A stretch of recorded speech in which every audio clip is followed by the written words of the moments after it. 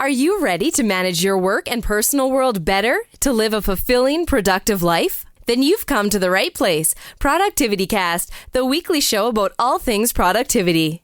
Here are your hosts, Ray Sidney-Smith and Augusto Pinaud, with Francis Wade and Art Gelwicks. Welcome back, everybody, to ProductivityCast, the weekly show about all things personal productivity. I'm Ray Sidney-Smith. I'm Augusto Pinaud. Francis Wade. And I'm Art Gelwicks. Welcome, gentlemen, and welcome to our listeners to this episode of ProductivityCast. This week, we are going to step our toe into a little bit more of our note-taking methodology topics that we were talking about earlier. And of course, that's going to get very muddy very soon, but we're interested in discussing the concept of Zettelkasten. And today what we're going to do is we're going to define the concept of Zettelkasten as best as we can as the ProductivityCast team, and then talk about the ways in which people use Zettelkasten in their own personal productivity methods and systems, and then talk a little bit about how you can maybe get started utilizing Zettelkasten in your own work and life. And so let's start off with jumping into what is Zettelkasten. And for those of you who are a little bit confused, it's Zettelkasten. Zettelkasten is a German word that means slipbox, kind of like think about the Dewey Decimal System in the old libraries where you would put little cards into those little slip boxes. That's the term that was used by this particular gentleman who developed the system. Art, do you want to give us a little bit of background on Zettelkasten, where it came from, and then we can all kind of dive in and give our interpretations of what Zettelkasten is? Here's the nutshell version. The original premise, and unfortunately I'm drawing a blank on the author's name or the writer's name, but he's maybe Augusto, or maybe Ray, you remember his name. Very prolific writer, 400 articles, books, everything, generated huge amounts of content, and he developed this system called Zettelkasten to allow him to organize all the knowledge he needed around these topics and all this research content. Now, keep in mind, this was all pre-digital tech. So he designed all this in an analog platform, basically index cards, and he would put a piece of information he learned or a quote or a reference item on a card and have a specific index, a referencing number system to allow him to identify each one of those pieces.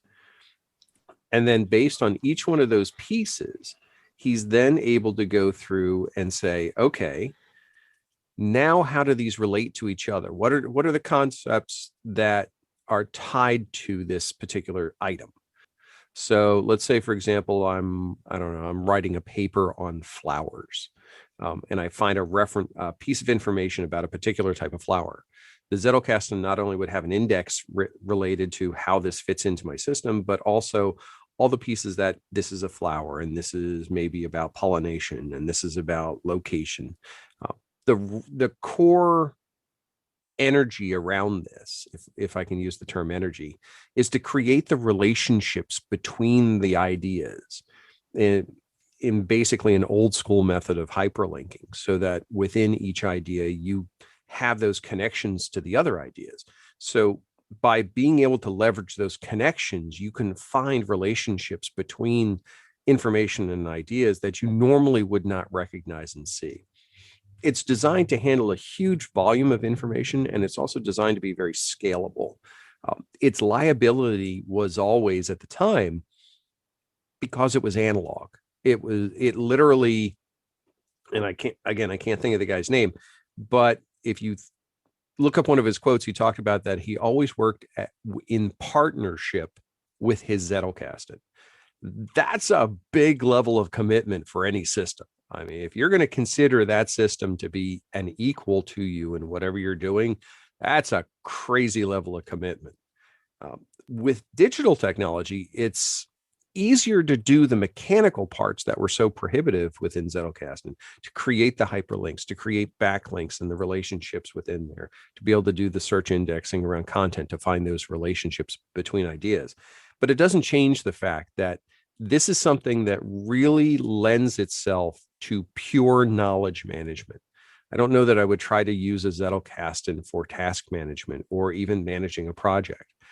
But if it's all the information around various topics, this becomes that kind of second brain type of approach. And it doesn't have to be for just a topic. If you're working on, say, a thesis or something like that, you could use the Zettelkasten to do that. But the Zettelkasten is designed to grow well beyond that. And its benefit comes from the fact that you may be putting content in there for your thesis, but you may also be putting content in there from a series of articles you're just randomly reading. And identify relationships between those things that you normally would not see just because of how those hyperlinks are, I don't want to say organically created, but they develop on their own as you start to see the contextual relationships.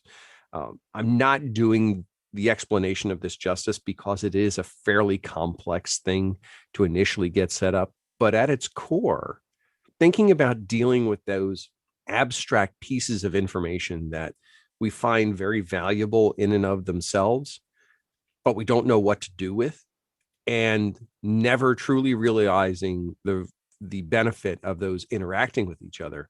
Well, that's where something like a Zettelkasten comes in. Yeah, so the person you were probably thinking about was Nicholas Luhmann, or Luhrmann in German. And so he's a sociologist and quite prolific, as you noted. And so I really think about Zettelkasten in terms of like capturing knowledge in ways that are purpose-driven. One is reference, so I would consider that knowledge management. The other, of course, is being able to file, then filter and find what I've consumed and what I want to be able to remember from my readings, and then being able to help support me as I'm writing new material. And so, as I'm writing any longer-term piece of material, I want to be able to capture and surface those items. So I think about the Zettelkasten method from that perspective most frequently. And I think you captured most of the pieces that I think would help to define what the Zettelkasten method really does and how it helps someone in their own system. One point I did leave out, and this was something that came up looking at it related to digital technology, is that one of the key things about Zettelkasten is its small captures. We're not capturing like entire dissertations into the Zettelkasten. These are all individual quotes, individual facts, individual items. And it's because they're small, they can relate to each other much more effectively than something that's large and comprehensive. It's a common question that you see when you start to research implementing a Zettelkasten in a digital note-taking tool. A lot of the feedback that you'll see is, well, how well does it handle little notes? And that's exactly what we're talking about, is the Zettelkasten requires little notes. Most of our note-taking tools are really designed around longer form notes. OneNote is a really common tool for using for Zettelkasten. And that's one of the first questions is, well, OneNote likes big notes, not necessarily little notes, but you can do that. So it's an important context to apply around it. When you think about a book you may be reading, you're pulling all those little things out. So the best example I can give you is if you would sit there and highlight something, that highlighted thing is a great candidate for a Zettelkasten card, because that is an individual piece. You're not going to highlight 4 pages. Well, I would hope not, but those individual core items, those are the pieces and the ideas that you would drop into that Zettelkasten system to start to lay the groundwork for those connections. You bring up a really great point, Art, which is that there are some core principles behind Zettelkasten method, which is, of course, the principle of atomicity, and which is basically having these atomic topics, these topics that are singular and kind of finite in their boundaries, and then of course being able to connect them among each other, as you talked about before. So those are really the two binary principles that really help to bind what is Zettelkasten at its core. I wasn't familiar with the Zettelkasten methodology. I researched it, for this podcast, but one of the things that I couldn't define before was my use of Evernote. Such is similar to that concept. I may read in my Kindle and highlight, something on the Kindle. And one thing I really like to do is take a screenshot, send it to Evernote, and sometimes make the comment. The cool thing with Evernote in this context is Evernote will index my note, will index the page where I highlight on the Kindle, will have the text on that image, and really make it super cool to be able to search. So I can search words, terms, ideas, and it will give me all that content that I have collected. I can tell you, based on my research, if that is, fit every principle of the Zettelkasten. I don't know, but it feels a lot. It fit a lot of them, and it's what you described. It's not about the book. The book is never to be found on Evernote. Maybe the Getting Things Done book, because there have been so many highlights over the years, but most books are not. It's really that paragraph or those two lines, and the idea that make me thought about why that was important. But what that has built and over the years, a really cool database that I didn't, again, until you put it the name Zettelkasten, I will have never called it that way. But it's you may give me a quote, and the quote will go into there, and will, the little note under made by me why this was relevant, all that get indexed in a really cool way, in my opinion, and it really make that knowledge database really, really powerful. And you hit on another piece I missed there, which is supplying not only the piece of knowledge, but why the piece of knowledge is important. If you look at a lot of templated structures that are designed, there's templates out there for things like Notion and OneNote and various solutions, but they all include that capture point of the piece of knowledge and its relevancy to you. What is its value? And then you establish the connections between the other pieces. And I think that's one of the things I've had to take away most strongly about this as I start to look at my own system through a Zettelkasten lens is when I capture information, often I'll capture the information knowing at that point that could be potentially useful or interesting, but I'm not taking the time to say, why do I consider that potentially interesting or useful? And being able to establish that additional level of metadata on the knowledge gives me the opportunity to then say, well, show me everything in my Zettelkasten that is around motivational quotes or motivation for periods of depression. Those may not be things that I normally, quote, categorize. I would have to go through and tag them.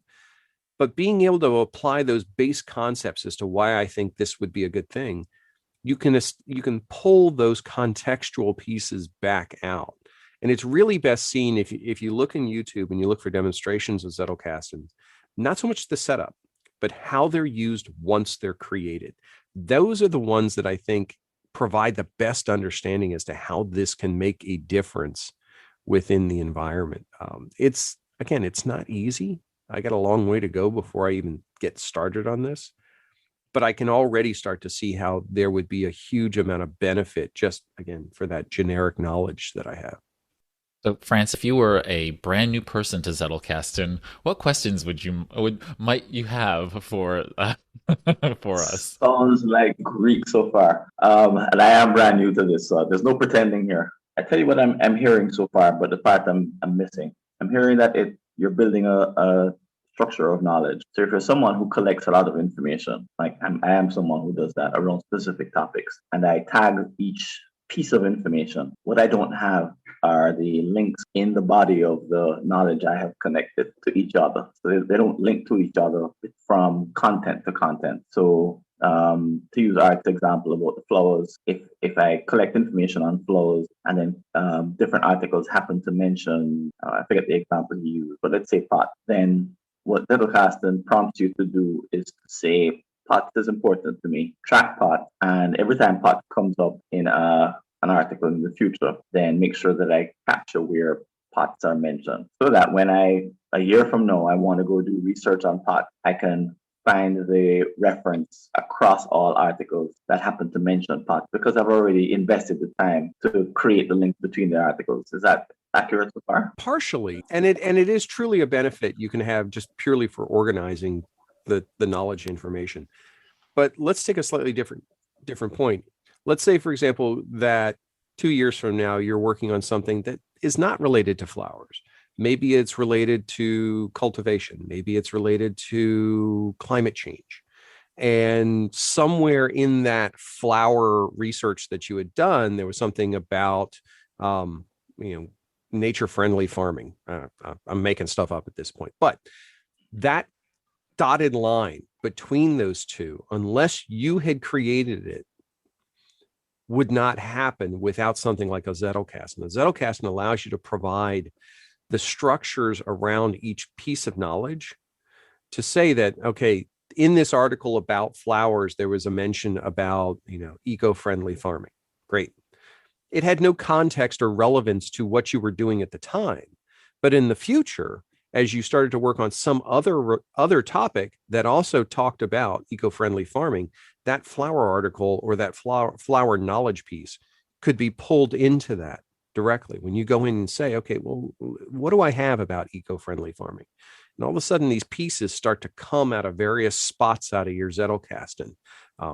It's kind of interesting to do it through a digital tool, because it almost feels a little bit magical when it's set up right. Because, like I said, you grab a topic and all of a sudden these things that you're like, oh, wait, I totally forgot I had that, or I totally forgot I referenced or looked that up. And that's the context problem that I have is, and to me, the best solution or the best application for this is to finally get my freaking feed reader under control. You look at all the articles you go through and all the different pieces. I mean, my reading list in Instapaper and Flipboard and everything like that is just massive. And there's tons of content in every one of those articles. But to be able to pull those individual pieces out, apply, like we were talking about with Augusto, why is this important to me? Or why did I find this particular thing interesting?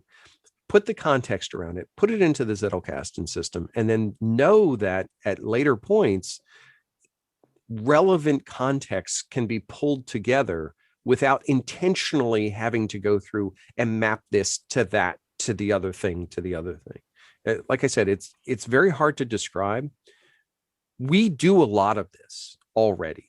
When you go in and you put a note in your system and you tag it, and maybe you create a hyperlink in your system to another article, you're doing a lot of that work already.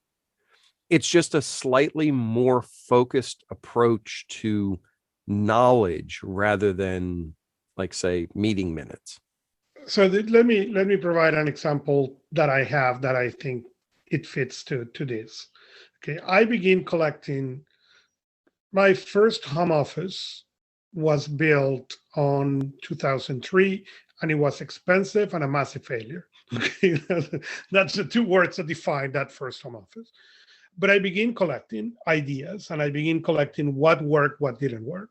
So if I go right now to my Evernote, that is where my equivalent of the Zettelkasten live, I can type home office, and it will bring 12 years of articles, of ideas, of things. And more importantly, will bring the evolution of my knowledge from that home office, okay, who I happen to open that one that says, you bought 2 large desks in IKEA so you can get the most space out of this room, okay? And I really read this and laugh because I'm looking at my current setup, and instead of using the most of the room, I want to have everything as close to me as possible. But that shows you that evolution. But as I look in other notes, they are the initial time this was collected, and there is an update note. So as I understood this knowledge into a different way, I was able to come back to that initial node and say, update this change, and change because of these reasons. So if I spend probably enough time in here, I will be able to find how my home office came from that initial idea in 2013 to the current setup I have right now. Do I go back that much when I'm looking into that? Maybe not. Maybe, when I did the last adjustment on my home office, it was adjustment based on recording, podcasting, and video conferencing. So that was the important thing to adjust. But I can go back to all the ideas I have pulled for this. Why do I have, if you ask me, why do you use a tablet just to do what we are doing right now? There is a reason, there is a research, there is an article that I will be able to pull out of that explain why I made that decision, or at least will be an article or an idea that and my note of why this worked this way. And that's one of probably the biggest things about this is scalability. From the very beginning, it is defined as a highly scalable system. It can ramp up to hold pretty much whatever you need into it. And when you talk about these types of things, such as, your home office and defining that kind of content, you may set up your home office and you have all this information and knowledge that you gathered around it. But then you continue to gather that, even though the home office is done. You continue to gather new ideas. As standing desks become popular, you started to gather knowledge articles around, why would I do a standing desk? Why wouldn't I do a standing desk? And all of that starts to feed into the system. The challenge that this gets into is that often people will say, well, why go through all this effort? Why can't I just put all the content into Evernote or OneNote or whatever and just use search? I should be able to just use search.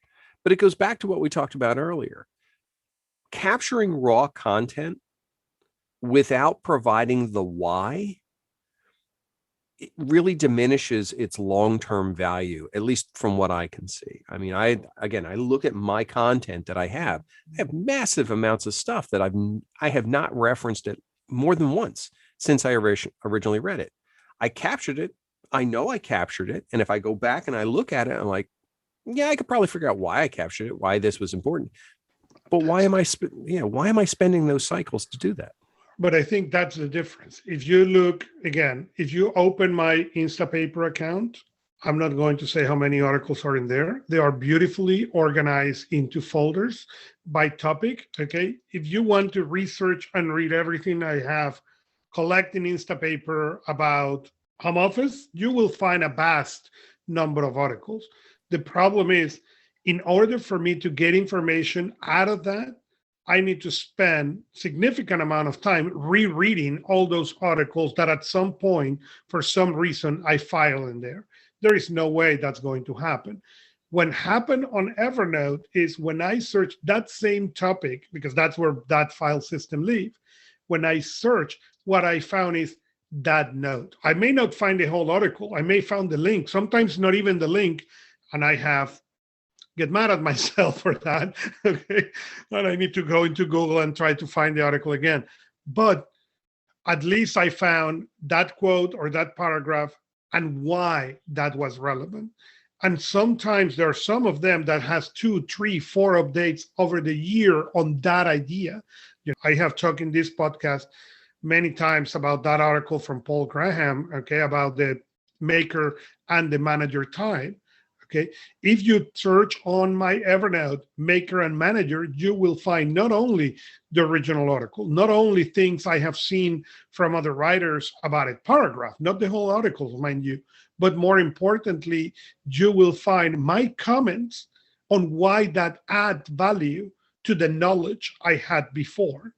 So if I need to write something about that or I want to explain it to somebody else, I can go there, search that, and it will give me all the evolution of thought. If you want to call it this way, you will find all the breadcrumbs I have left myself to be able to find back my train of thought without costing me an unlimited number of cycles.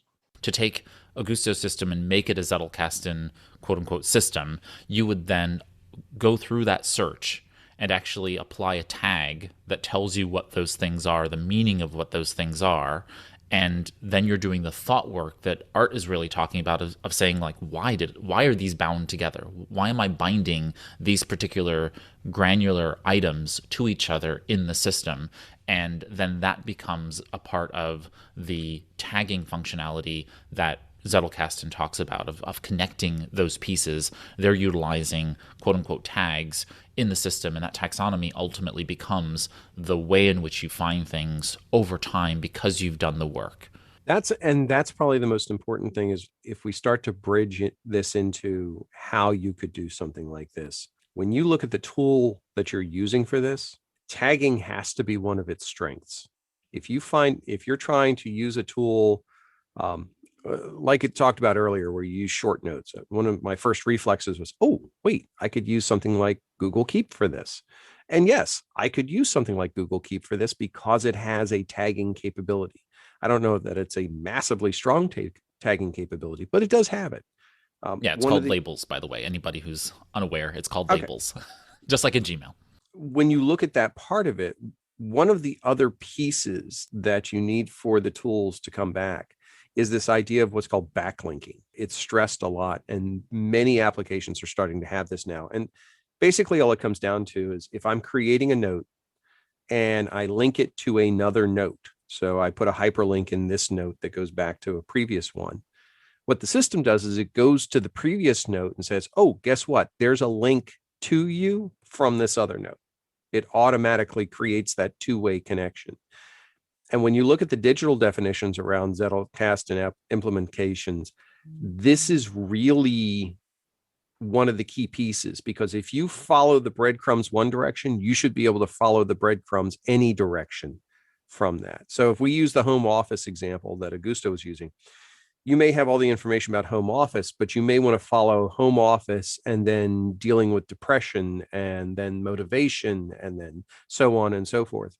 Well, if we do a pure tagging environment, you have to know all those tags in advance.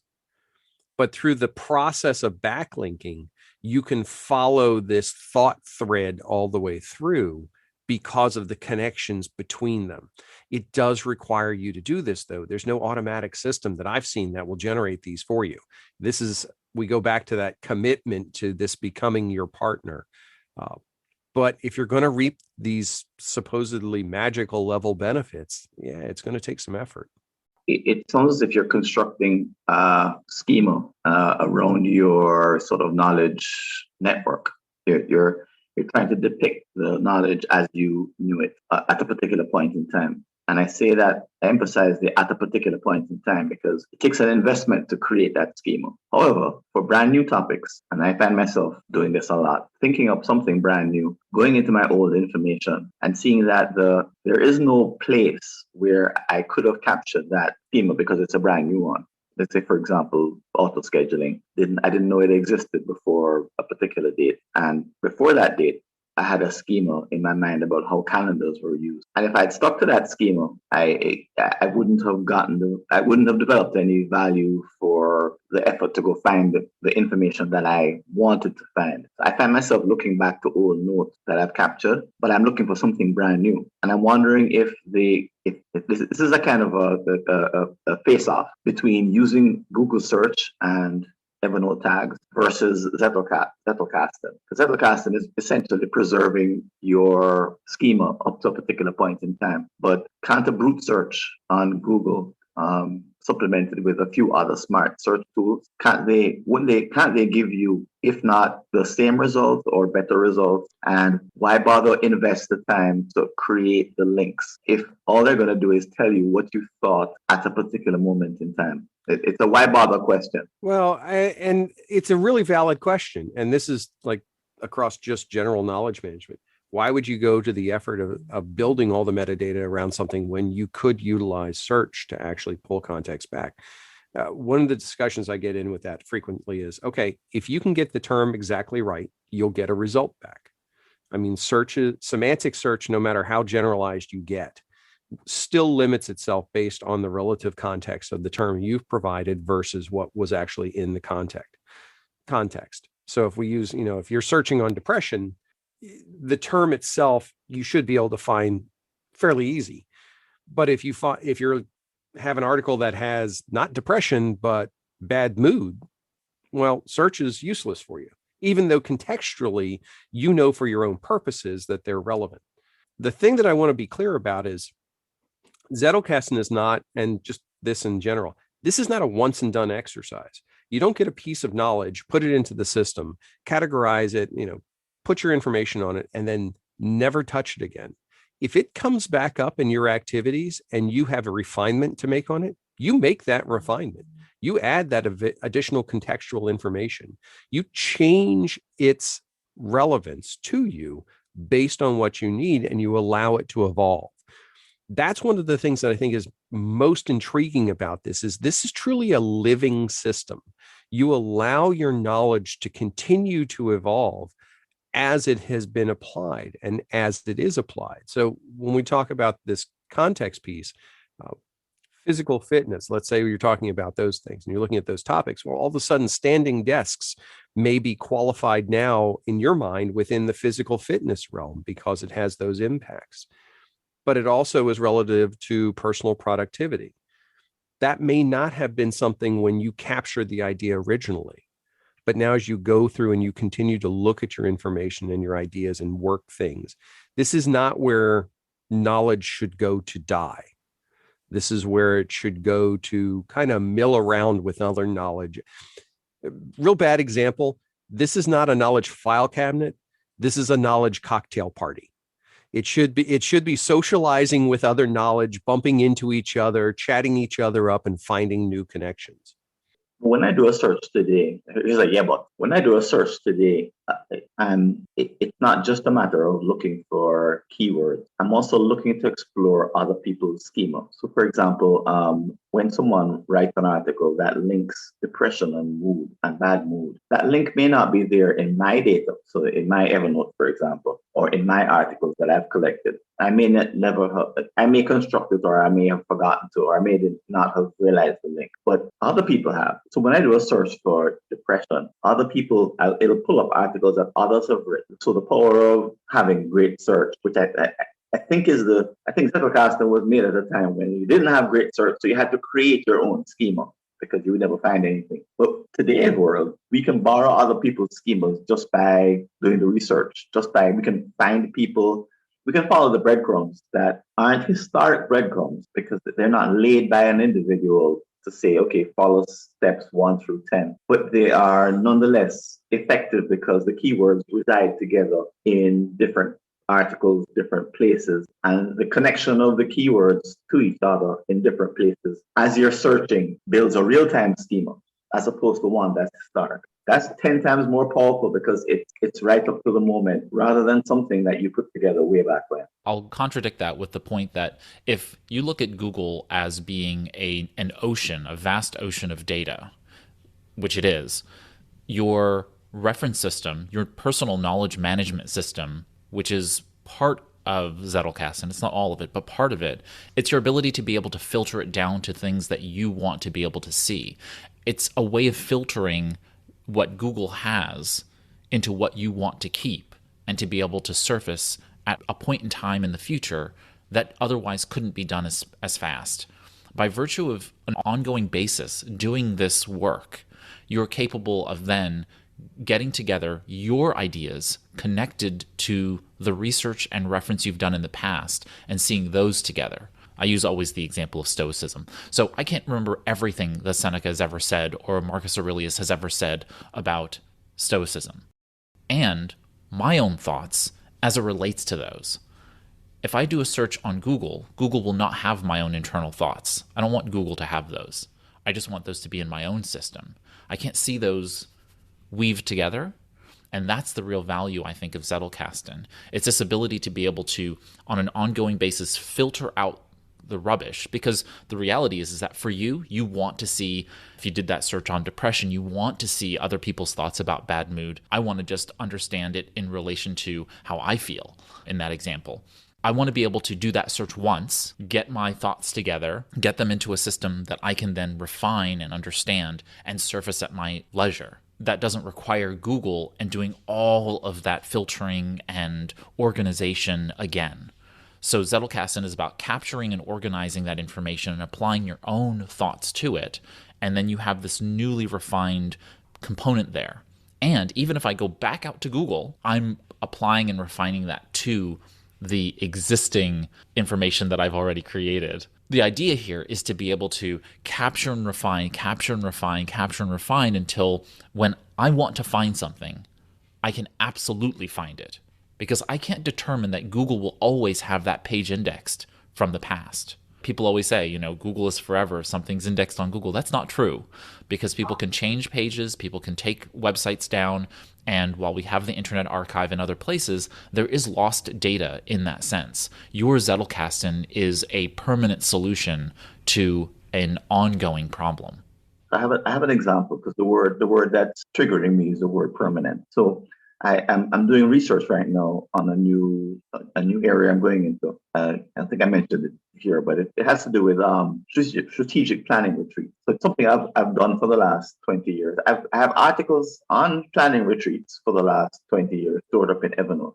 But I've never really thought of going into it on creating a website and offering a service that anybody could get benefit from. So this is something brand new, but it's built on this prior knowledge. So what I have found myself doing is, yes, I started off doing Google searches, and those were not very fruitful. But I found myself buying a couple of books, reading articles from ResearchGate, academic articles, because while they're not doing exactly what I want them to do, they indicate to me what different people's schemas are. So I'm not looking for the information per se in a Google search. I'm looking for the schema. And what I'm doing is I'm using that to update my schema. So I'm not, the object I'm looking for is not the data. It's the interrelationships between the data, and which is sounds more abstract than it is, but that's the only way that I can update my schema so that it's current, is by borrowing other people's. Now, when I eventually land on a new schema, and I'm almost there, I think, because I've read almost everything there is. There's not much to read, unfortunately, in this area.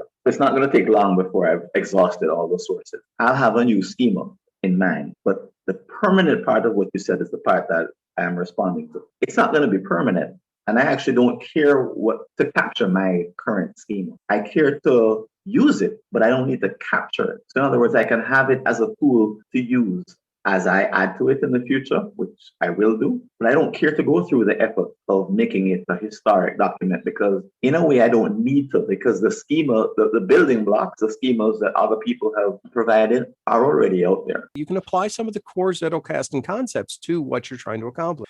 So, for example, if I was researching for a book, I could go through and do all of my research and build that information model within a Zettelkasten type of approach, knowing that after writing that book, I may never use that again. And my intention is to throw that out afterwards. There's nothing preventing me from doing that. I can absolutely apply that strategy to it. It does run counter to the benefit of Zettelkasten as an overall knowledge management strategy, but the structures can still be applied. You're talking about relevancy of content to each other, organizational structures, and it's a challenge that we've got. And I'll go back to Augusto's comment about his Instapaper. I have Instapaper too. I love it for reading articles and all, but it's terrible at this.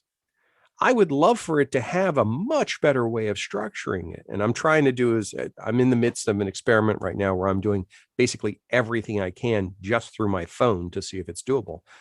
And this is one of those liabilities. I go into an article, I think it's great. I put it in a folder. The folder has it, but that's that silo.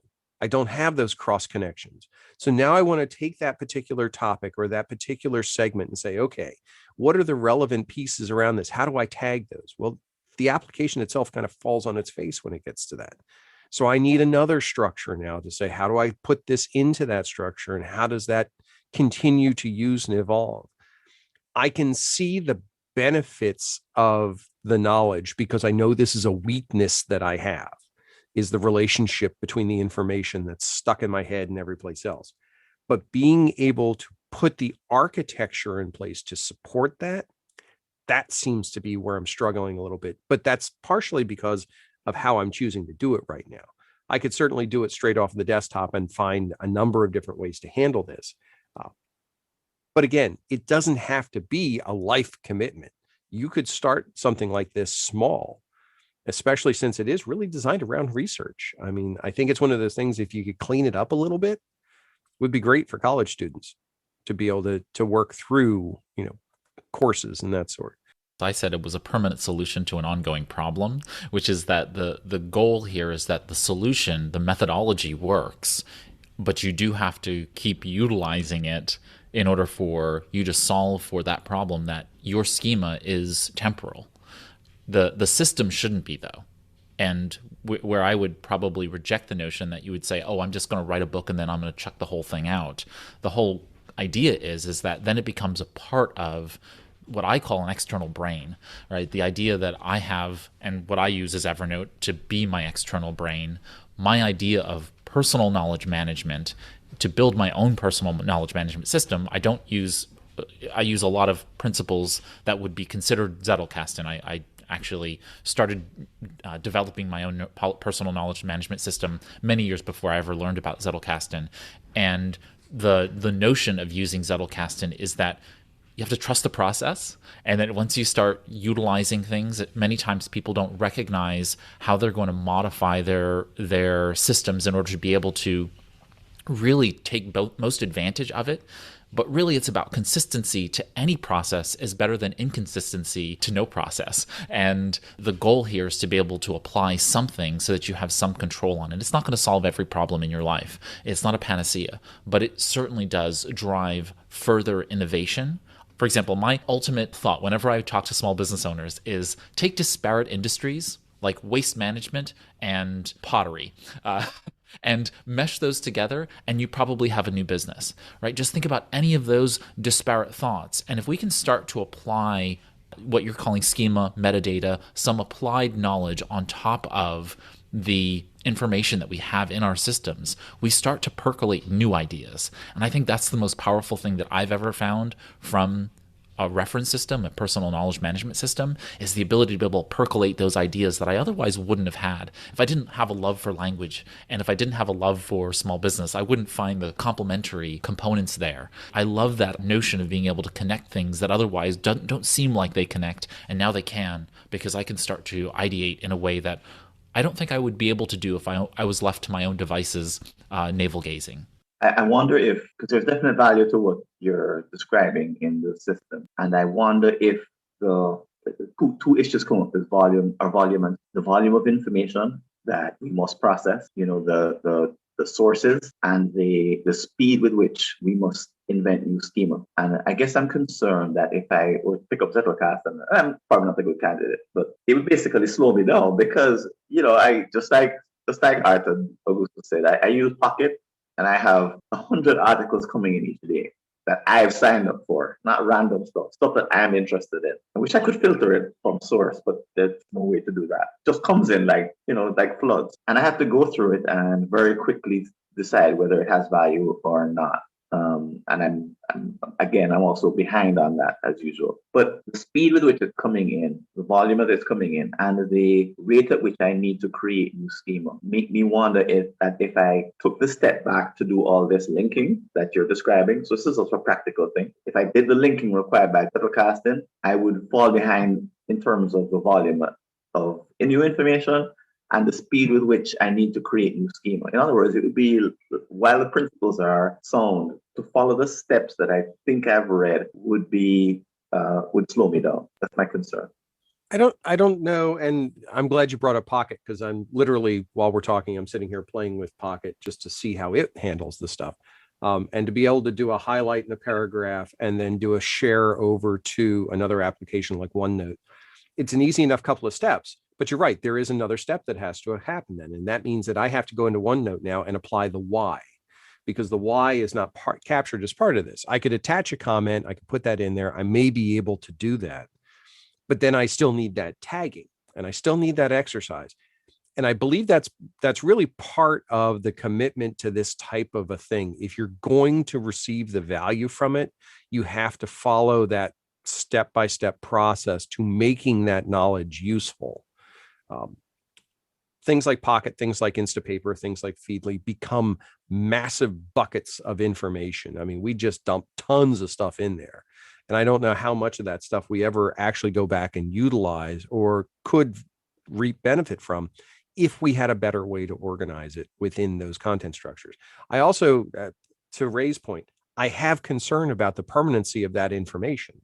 Something like an Instapaper or something like a Pocket, if they go away, all of my knowledge that I have put in that thing is now, it may still exist somewhere out on the internet. I'm sure it does, but I don't have the time to go recreate that by any stretch of the imagination. So just doing little things like the share function I was doing right here, it was copying over the quote or the highlight area and a link to the original piece. Now it's not creating connections between, but it's a starting place. And now I can start to say, okay, can I use this? But yeah, there's definitely labor involved. I can't say that there's any magical way for this to happen. To the point of where to get started as we come near the close of our conversation today, the way to get started here is really to start with an area, a point of pain where you're constantly saying to yourself, you know what, I really want to be able to remember this information together, and I haven't been able to. And going and at that point, finding in your various disparate systems where that data lives and start to bring it together. And by centralizing that data into a tool, whether that's paper into a digital tool so that you can get it all digitally, that probably would work the best, at least in my mind's eye. But you may decide to put all of that into some paper system, maybe decide to print material or, put things in a centralized paper system. You could do that. Obviously, it's been done in the past. The goal here, though, is to centralize it into a system and start to apply your thoughts and your own taxonomy to it so that you're able to find it in the future, meaning applying how these pieces connect in some external system outside of your own brain. And I think that's the point that really helps to speed things up. It's kind of like the index in the back of a book, even to the effect that we've talked about the bullet journal on the show before. And the bullet journal really does adhere to quite a number of the concepts of Zettelkasten by virtue of creating an index, that index then serving to be able to thread thoughts from many different volumes of your notebooks over time, from your bullet journals over time. We're just collecting together that data in a centralized place. So I don't think that the volume and speed issue is as much of a problem because, for example, I can capture many different ideas around many different topics on a regular basis, and I do. As that stuff comes into, for me, Evernote, I may not look at that data. I may just grab it all and then place it into a bucket, a notebook in Evernote lingo. And it's going to live there until I care about it. So I'm going to then, at that point, add it to my Zettelkasten system, so to speak, at the point in which it now makes sense for me to do so. Before that, I was just capturing. Organizing it and making it useful to me in that applied knowledge space doesn't matter if it doesn't matter. When it matters, that's when I'm going to apply attention to it and bring it all together.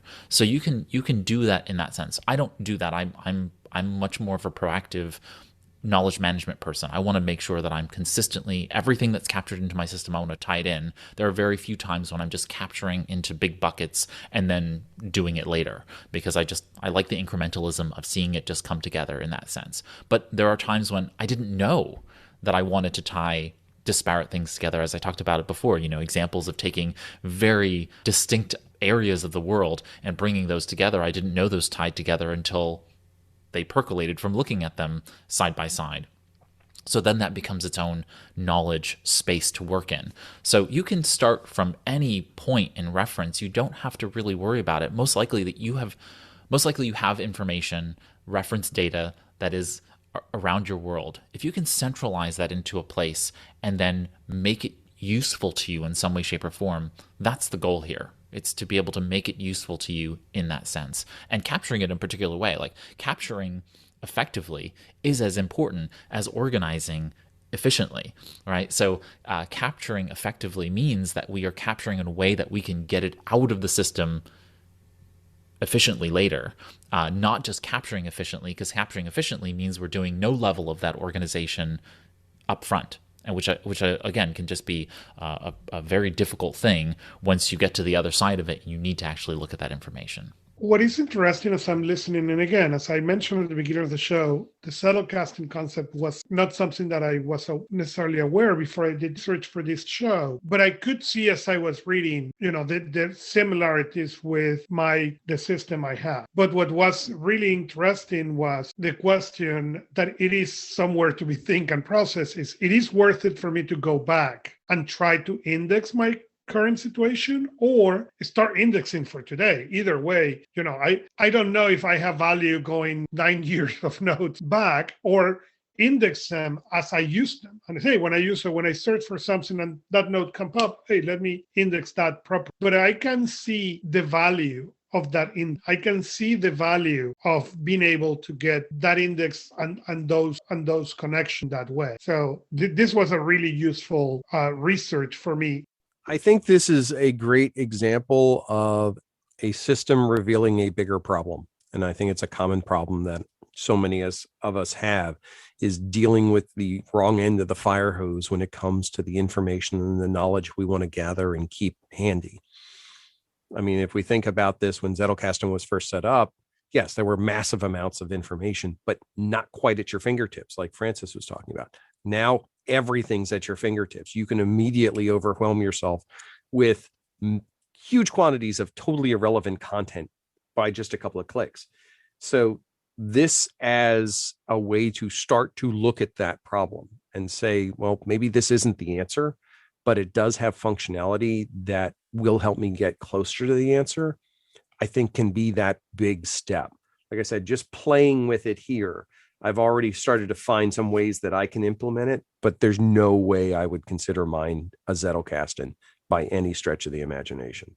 I think what Ray said about having basically different schemas sit side by side in a place that you can mix and match is magic. And I happen to be going through that exact same process right now, taking an approach that's worked with two audiences and applying it to a brand third one. So, but that's a sort of an advanced stage to get to. I think most of us are back in the Instapaper pocket kind of stage where we're trying to manage the flood, as Art said. And then once we've collected all this stuff, then doing that first read, that first sorting. And then once you've sorted it that first time you read it, then adding it into your system so that it can then be at least managed, and then adding it to a schema. So I think there's almost like 4 steps. We're talking about the 4th step here. But what's changed is that when Zettelkasten was created, there was no fire hose at the first step. There was a trickle, maybe. So it was like, the guy who invented it did it on index cards. That's easy. If you have a small flood of information, then managing using cards isn't hard. But I think we have a different problem, and I think we have therefore a different way to apply Zettelkasten because we have way better tools than he had. However, the overall problem is still a very big problem for us. Different. Yes, this is a great topic, something of always and consistent interest to me, which is knowledge management and note-taking and how we actually externalize those systems for greater productivity. And I'm sure this will not be the last time we have this conversation. Thank you, gentlemen.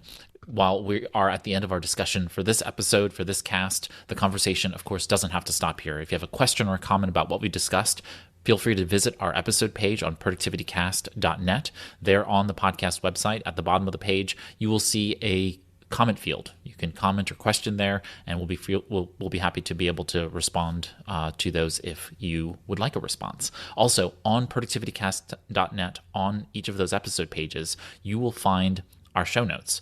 They have links to anything we've discussed so that you can easily jump to them from there. Also, we have text transcripts. If you see the little read more button on the page, you can click the read more. It'll expand the transcript. It's machine generated, but it should be good enough for you to be able to listen and read along. You can also download it. Click on the download link and you can download it as a PDF for offline note-taking and otherwise. You can throw that into your note-taking tool of choice for, marking it up, or you can print it or otherwise, but it is there. So know that you do have those options as well. If you have a topic about personal productivity you'd like us to discuss on a future cast, feel free to visit productivitycast.net/contact. You can leave a voice recorded message, or you can type a message, and maybe we'll feature you on a future episode. I want to express my thanks to Augusto Pinaud, Francis Wade, and Art Gelwicks for joining me here on ProductivityCast each week. You can learn more about them and their work by visiting productivitycast.net and clicking on the About page. I'm Ray Sidney-Smith, and on behalf of all of us here at ProductivityCast, here's to your productive life. That's it for this ProductivityCast, the weekly show about all things productivity, with your hosts, Ray Sidney-Smith and Augusto Pinaud, with Francis Wade and Art Gelwicks.